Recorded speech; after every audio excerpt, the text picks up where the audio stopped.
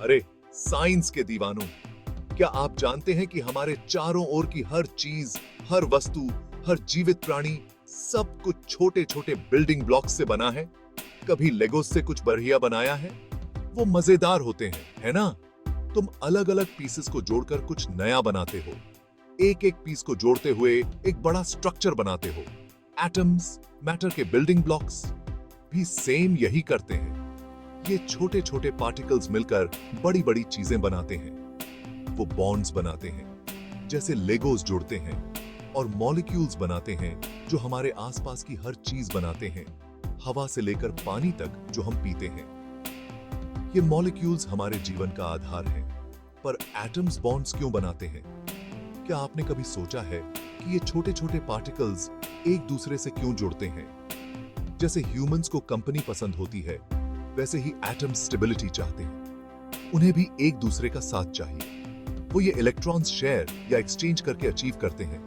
वो tiny particles जो atom के न्यूक्लियस के आसपास घूमते रहते हैं, ये इलेक्ट्रॉन्स ही हैं जो एटम्स को एक दूसरे से जोड़ते हैं। इस प्रोसेस को, इलेक्ट्रॉन इंटरैक्शन को, हम केमिकल बॉन्डिंग कहते हैं। ये बॉन्ड्स ही हैं जो मॉलिक्यूल्स को स्थिर बनाते हैं। कैसे एटम्स बॉन्ड करते हैं, ये समझना एक सुपर पावर पाने जैसा है। ये हमें नेचर के रहस्यों को समझने में मदद करता है। इससे हम प्रिडिक्ट कर सकते हैं कि अलग अलग सब्सटेंसेस कैसे बिहेव करेंगे और उनके प्रॉपर्टीज को जान सकते हैं। नए मटेरियल्स डिजाइन कर सकते हैं जो हमारी दुनिया को बदल सकते हैं, और अपने शरीर में होने वाले कॉम्प्लेक्स रिएक्शंस को भी समझ सकते हैं। ये रिएक्शंस ही हमारे जीवन को संभव बनाते हैं। तो क्या आप केमिकल बॉन्डिंग के सीक्रेट्स अनलॉक करने के लिए तैयार हैं? चलिए शुरू करते हैं। ये एक रोमांचक यात्रा होगी जो आपको एटम्स और मॉलिक्यूल्स की अद्भुत दुनिया में ले जाएगी। केमिकल बॉन्ड्स वो फोर्सेस हैं जो एटम्स को मॉलिक्यूल्स में एक साथ पकड़ कर रखते हैं। इन्हें ऐसे ग्लू की तरह समझो जो हर चीज को गिरने से बचाता है। ये बॉन्ड्स दिखाई नहीं देते, लेकिन इनके इफेक्ट्स हमारे आसपास हर जगह हैं। केमिकल बॉन्ड्स दो तरह के होते हैं, आयोनिक बॉन्ड्स और कोवेलेंट बॉन्ड्स। इन बॉन्ड्स को समझना केमिस्ट्री के मिस्ट्रीज को अनलॉक करने वाली की पाने जैसा है। ये कॉन्सेप्ट्स न सिर्फ केमिस्ट्री के लिए फंडामेंटल हैं, बल्कि नीट, जेईई और गेट जैसे कॉम्पिटिटिव एग्जाम्स में भी अक्सर पूछे जाते हैं। तो चलिए केमिकल बॉन्ड्स की फैसिनेटिंग दुनिया में डाइव करते हैं। याद है ये कहावत, ऑपोजिट्स अट्रैक्ट? यही आयोनिक बॉन्ड्स का बेसिक आइडिया है।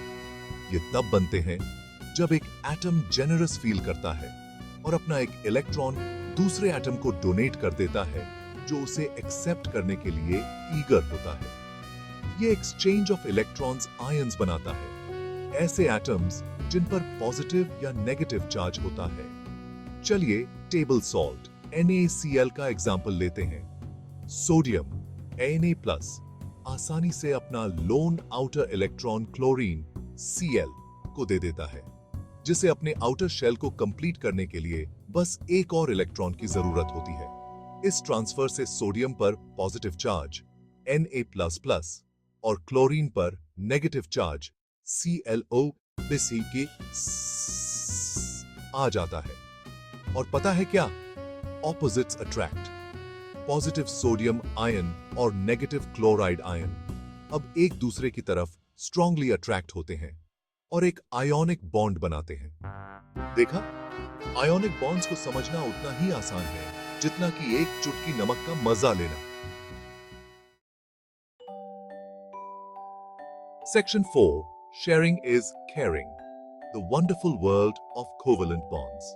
कभी कभी एटम्स इलेक्ट्रॉन्स को पूरी तरह से देने की बजाय शेयर करना पसंद करते हैं। यही शेयरिंग कोवेलेंट बॉन्ड्स का बेसिस है। ये दो दोस्तों द्वारा एक खिलौना शेयर करने जैसा है। सभी को इसका मजा मिलता है। चलिए एक सिंपल एग्जांपल देखते हैं। Hydrogen molecule H2। हर हाइड्रोजन एटम के पास एक इलेक्ट्रॉन होता है, लेकिन स्टेबल फुल आउटर शेल पाने के लिए उसे दो चाहिए होते हैं। इसलिए वो अपने सिंगल इलेक्ट्रॉन्स शेयर करने का फैसला करते हैं और एक कोवेलेंट बॉन्ड बनाते हैं। ये शेयर्ड पेयर ऑफ इलेक्ट्रॉन्स दोनों हाइड्रोजन न्यूक्लियाई के आसपास टाइम स्पेंड करता है और एटम्स को एक साथ पकड़े रहता है, जैसे दो बच्चे हाथ पकड़े हुए हों। कोवेलेंट बॉन्ड्स नेचर में हर जगह होते हैं। ये हमारे सांस लेने वाली हवा, ऑक्सीजन, O2, हमारे पीने वाले पानी, H2O, और यहां तक कि हमारे शरीर को बनाने वाले कॉम्प्लेक्स मॉलिक्यूल्स में भी होते हैं। Section 5, Lewis structures, blueprints of molecules. बिना ब्लूप्रिंट के घर बनाने के बारे में सोचो। Imagine trying to build a house without a blueprint. It would be chaotic, right? बड़ा अजीब होगा, है ना? Similarly, in the world of chemistry, understanding molecules without a clear structure would be just as confusing. Chemistry की दुनिया में Lewis structures यही काम आते हैं. They act as the blueprints for molecules, guiding us in understanding how atoms bond and interact. ये simple diagrams होते हैं जो एक मॉलिक्यूल में एटम्स के बीच बॉन्डिंग और लोन पेयर्स ऑफ इलेक्ट्रॉन्स जो मौजूद हो सकते हैं उन्हें शो करते हैं. These simple diagrams show the bonding between atoms and the lone pairs of electrons that may exist in a molecule. Lewis structure बनाना एक गेम खेलने जैसा है. It's like playing a game where you arrange pieces to form a complete picture. सबसे पहले molecule में सभी atoms के लिए total number of valence electrons जो आउटरमोस्ट शेल में होते हैं का पता लगाओ. First, determine the total number of valence electrons for all the atoms in the molecule. These are the electrons in the outermost shell. फिर एटम्स को arrange करो आमतौर पर लीस्ट इलेक्ट्रोनेगेटिव एटम को सेंटर में रखते हुए. Then arrange the atoms, usually placing the least electronegative atom in the center.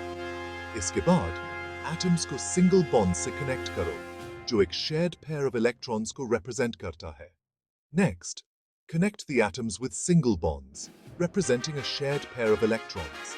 बाकी इलेक्ट्रॉन्स को लोन पेयर्स के रूप में डिस्ट्रीब्यूट करो ताकि ऑक्टेट रूल पूरा हो सके, सिवाय हाइड्रोजन के जो ड्यूएट रूल फॉलो करता है. Distribute the remaining electrons as lone pairs to satisfy the octet rule, except for hydrogen, which follows the duet rule. अंत में, अगर किसी एटम में octet की कमी है, तो डबल या ट्रिपल bonds बनाओ. Finally, if any atom lacks an octet, form double or triple bonds as needed. Lewis structures molecular geometry को समझने, polarity predict करने, और यहाँ तक कि reactivity के लिए भी essential tools हैं. Lewis structures are essential tools for understanding molecular geometry, predicting polarity, and even reactivity. इसलिए उनमें महारत हासिल करना आपको अपने केमिस्ट्री के सफर में आगे ले जाएगा. Mastering them will propel you forward in your chemistry journey, making complex concepts easier to grasp and apply. Lewis structures not only help in visualizing molecules, but also in predicting how they will behave in different chemical reactions. They are the foundation upon which much of chemistry is built. By understanding these blueprints, you can unlock the secrets of molecular interactions, paving the way for innovations in fields like pharmaceuticals, materials science, and environmental chemistry. So keep practicing and exploring Lewis structures. They are more than just diagrams. They are the key to understanding the molecular world around us. With dedication and curiosity, you'll find that these blueprints of molecules will become second nature, guiding you through the fascinating world of chemistry. Section 6. VSEPR Theory. Predicting Molecular Shapes. VSEPR Theory या Valence Shell Electron Pair Repulsion Theory एक महत्वपूर्ण concept है जो हमें molecules के shapes को समझने और प्रिडिक्ट करने में मदद करता है. कभी सोचा है कि वाटर मॉलिक्यूल्स का शेप बेंट क्यों होता है जबकि कार्बन डाइऑक्साइड मॉलिक्यूल्स लिनियर होते हैं? यह डिफरेंस उनके इलेक्ट्रॉन पेयर्स की अरेंजमेंट की वजह से होता है. इसका जवाब VSEPR थ्योरी में है, जिसका मतलब है valence shell electron pair repulsion theory. यह थ्योरी बताती है कि इलेक्ट्रॉन पेयर्स एक दूसरे को रिपेल करते हैं और मॉलिक्यूल के शेप को डिटरमाइन करते हैं. यह थ्योरी हमें मॉलिक्यूल्स के 3 डायमेंशनल शेप को प्रिडिक्ट करने में मदद करती है, जो इस आइडिया पर बेस्ड होती है कि इलेक्ट्रॉन पेयर्स चाहे बॉन्डिंग हो या नॉन बॉन्डिंग एक दूसरे को रिपेल करते हैं और जितना हो सके उतना दूर रहना चाहते हैं. जब इलेक्ट्रॉन पेयर्स एक दूसरे को रिपेल करते हैं तो वे मॉलिक्यूल के अंदर स्पेसिफिक एंगल्स पर अरेंज हो जाते हैं। यह अरेंजमेंट मॉलिक्यूल के ओवरऑल शेप को डिफाइन करता है। इसे ऐसे समझो, कल्पना करो कि तुम बलून्स को एक साथ बांध रहे हो। जैसे जैसे तुम बलून्स को जोड़ते हो, वे नेचुरली खुद को अरेंज करते हैं ताकि वे एक दूसरे से जितना हो सके उतना दूर रहें। बलून्स की संख्या के आधार पर वे नेचुरली खुद को स्पेसिफिक शेप्स में अरेंज कर लेंगे ताकि क्राउडिंग कम से कम हो। यह कॉन्सेप्ट मॉलिक्यूल्स पर भी लागू होता है। इसी तरह एक मॉलिक्यूल में सेंट्रल एटम के आसपास इलेक्ट्रॉन पेयर्स खुद को इस तरह अरेंज करेंगे कि रिपल्शन कम से कम हो, जिससे मॉलिक्यूल की शेप डिटरमिन होती है, जिससे अलग-अलग मॉलिक्यूलर ज्योमेट्रीज बनती हैं, जैसे linear, bent, trigonal planner, tetrahedral और भी बहुत कुछ। हर शेप की अपनी यूनिक प्रॉपर्टीज होती हैं। VSEPR थ्योरी को समझना बहुत जरूरी है, क्योंकि एक मॉलिक्यूल का शेप उसके प्रॉपर्टीज जैसे पोलैरिटी, बॉइलिंग पॉइंट और रिएक्टिविटी को बहुत ज्यादा इन्फ्लुएंस करता है।